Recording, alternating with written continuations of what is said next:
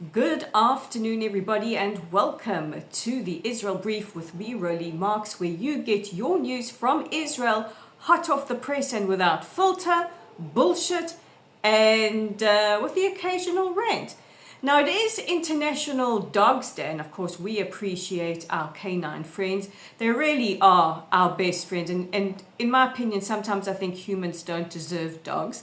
So we might be joined in conversation by the neighborhood dog who gives his opinion every now and then, and my other neighbor who has three gorgeous little Shih Tzu puppies. So it will be a doggy cacophony all the way around. So my humble apologies, but hey, it's International Dog Day, and we are here to celebrate them. And while we're talking about dogs, I just want to take a moment to acknowledge the animals that were killed on the 7th of October. There were over 60 dogs that were murdered by Hamas when they came in on the 7th of October. Whatever they found alive in their path, they committed horrendous atrocities.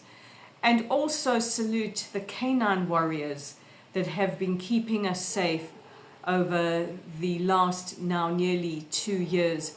At least 29 have fallen in defense of Israel, and they are just as important and just as mourned and acknowledged as any other warrior here in Israel.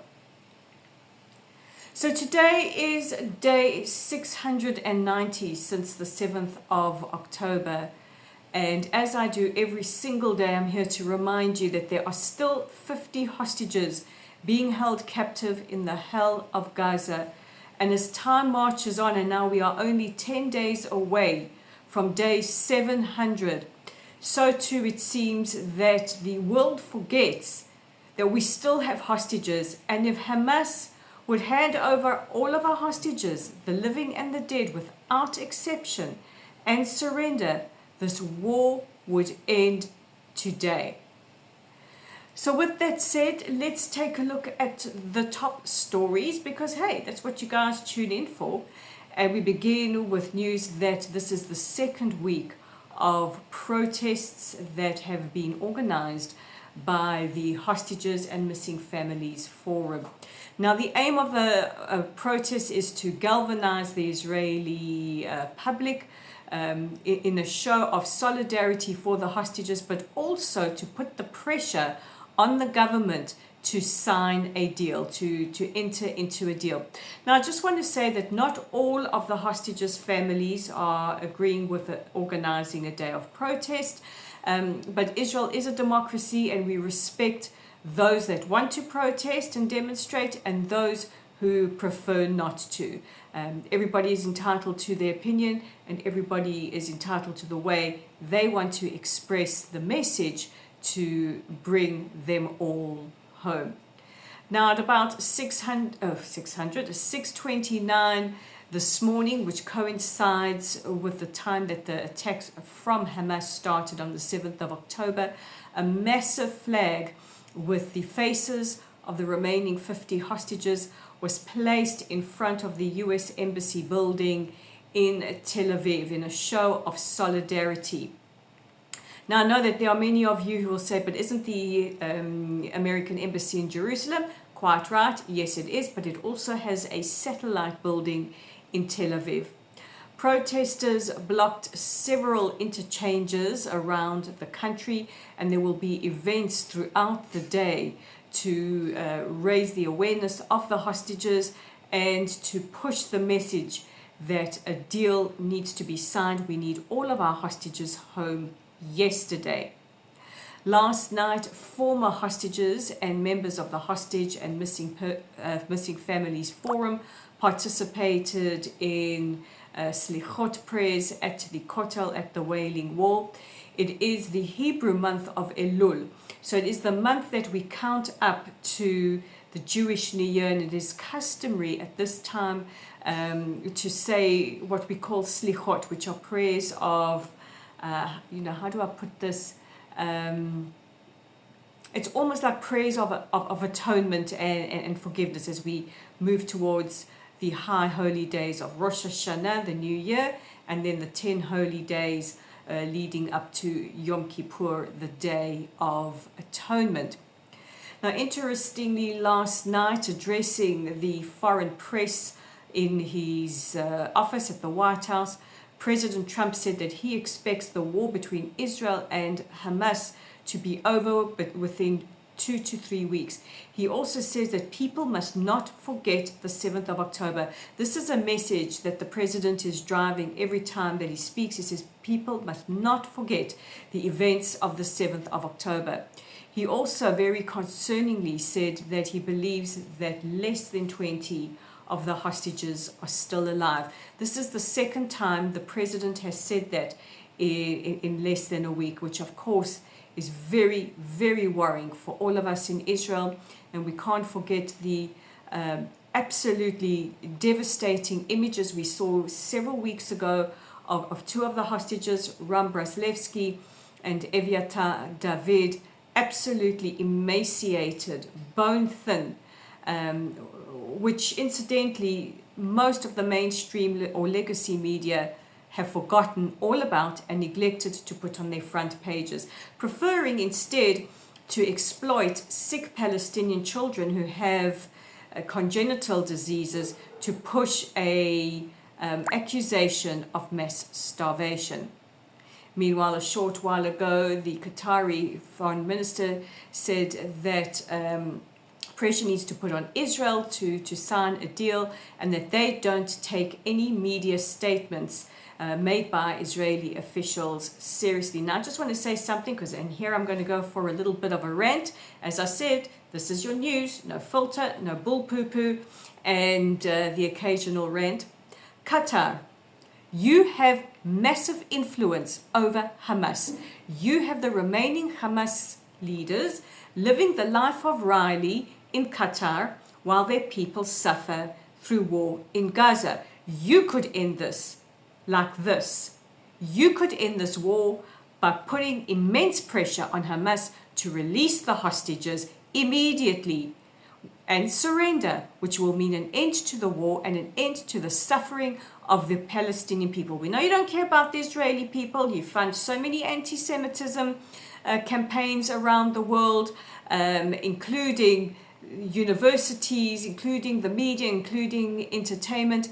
I find it quite ironic that lawmakers like Marjorie Taylor Greene in the US last week went off about AIPAC, but she doesn't mention the foreign influence by Qatar.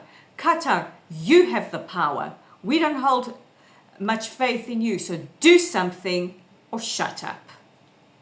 Okay, rant over. Let's move on to the next story, and this is huge. The Prime Minister of Australia announced today that his country will be expelling the ambassador of Iran and declaring the IRGC, the Iranian Revolutionary Guard Corps, which is kind of the army or armed wing of the current Iranian regime. Prime Minister Albanese said that the Australian security institutions had found that the Iranian Revolutionary Guard Corps, or Iran, were responsible for at least 2 of the massive anti-Semitic attacks that have happened in Australia within the last year. We all remember the horrendous burning of the Adas synagogue or shul in Melbourne. It was set ablaze and there were still worshippers inside. Thank goodness they managed to escape. And also an attack on the Lewis Continental Kitchen in Sydney. Now, the Israeli embassy in Australia welcomed the announcement, especially the declaring of the IRGC as a terror organization. And the move was welcomed by many Australian lawmakers and leaders of the Jewish community, who also expressed their grave concern that the Iranians were able to infiltrate Australia and were able to carry out attacks against the Jewish community. Meanwhile, Iran has responded by saying that this expelling of the ambassador and the declaring of the IRGC as a terror organization is a response to internal influence. Yeah, we see what you're doing there, Iranians. We see that stereotype. It doesn't escape us. And you know what? You're not going to win this round. Meanwhile, in New Zealand, Winston Peters, the foreign minister, tweeted out earlier today that New Zealand is gravely concerned that about Iran's role in propagating anti-Semitic attacks in Australia, and also their actions through their proxies in Gaza, the Red Sea, the Middle East, and around the globe. That's some very strong words by the New Zealand foreign minister. He says, and they will be conveying their extreme concerns directly to the Iranian ambassador in Wellington, the capital. Meanwhile, in Queensland, the Premier of Queensland has called for the full force of the law to be brought against a protester who waved a Hamas flag during the protests in Brisbane over the weekend. So thank you, Australia. Credit where credit is due. Things have been tense between our two countries in the last now nearly 2 years, but this move is really welcome. And we believe here at the Israel Brief that if you need to give somebody credit, credit is where credit is due. Yesterday, I brought you the story about the IDF attack in the area of the Nasser hospital in Gaza. Now, of course, this has made major headlines around the world, but interestingly was the headline in the Bild in Germany that had a picture of one of the alleged journalists that was killed, saying, terrorist disguised as journalist killed in Gaza. Now, I just want to read to you from the statement that the IDF spokesperson put out last night, because the IDF have said that they are launching an immediate investigation. The Prime Minister's office also said that, they apologize for any, tragic mishap, and that we absolutely do not target journalists, and an investigation is underway. So here is the statement, or from the statement from the IDF spokesperson, who says, we are aware of reports that harm was caused to civilians, including journalists. I would like to be clear from the start. The IDF does not intentionally target civilians. The IDF makes every effort to mitigate harm to civilians while ensuring the safety of our troops. The Chief of the General Staff has instructed that an inquiry be conducted immediately to understand the circumstances of what happened and how it happened. As always, we will present our findings as transparently as possible. We are operating in an extremely complex reality. Now, there has been some independent footage that has been circulating on social media, and what we see is that the initial impact on what is believed to have been a Hamas surveillance camera set up in one area of the hospital, impact on that camera killed one person, and a secondary blast killed others.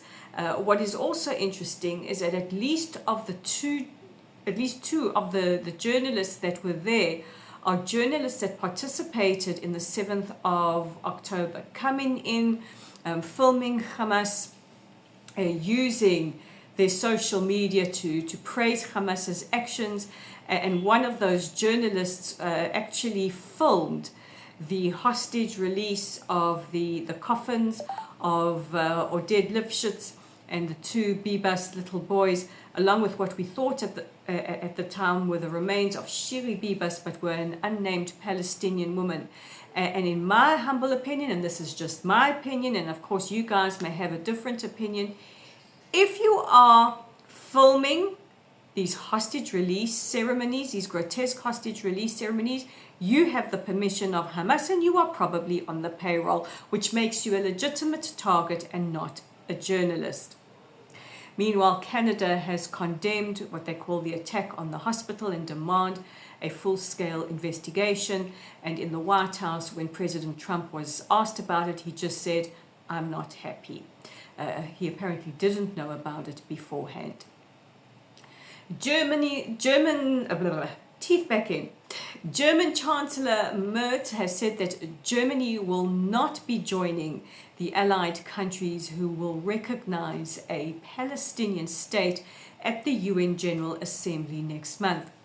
Speaking at a joint press conference with Canadian Prime Minister Mark Carney, Merz said that, the Prime Minister is aware that Germany will not be recognizing a Palestinian state. Germany doesn't believe that the necessary requirements have been met. And he says,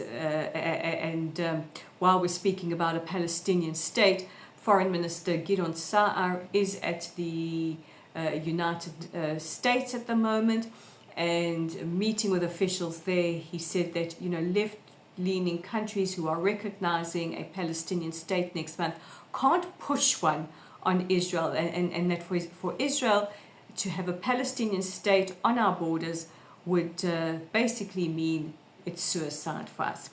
So those are top stories and a little bit of a rant. Let's take a look at our very interesting audience question for the day, and it comes from Laurie, I hope I'm pronouncing it correctly, in London, who says, "Ro, do you ever get attacked by anti-Zionists, and if so, what do they say?" So absolutely, I get attacked. I get attacked in the comment section on the Israel Brief. I get it wherever. And, if you are out there, it's sickening that it has been par for the course. It's, if you're in the space, you're going to get attacked in some way. So yes, I've been attacked. I've been called everything from a demon to having threats of rape. Yes, that happened to me right at the very beginning of the war, to being told that I'm a baby killer committing genocide. The run of the mill. Somebody even asked me about my horns. Like we haven't heard that one before. And some get really, really creative. There was one, I actually kept the screenshot, who said that I look like a baby vulture sculpted out of blue cheese. 10 points for originality, man. That's as original as you get. And my personal favorite, even though it is years old, was somebody once called me Occupier Barbie. In fact, the insult said, "You are a vacuous bimbo who should be called Occupier Barbie." And you know what? Again, points for originality. I'm going to own that one. And you know what? Call me whatever you want. But as long as I'm out there bringing you the news headlines and making the case for Israel, you know what? Water off a duck's back.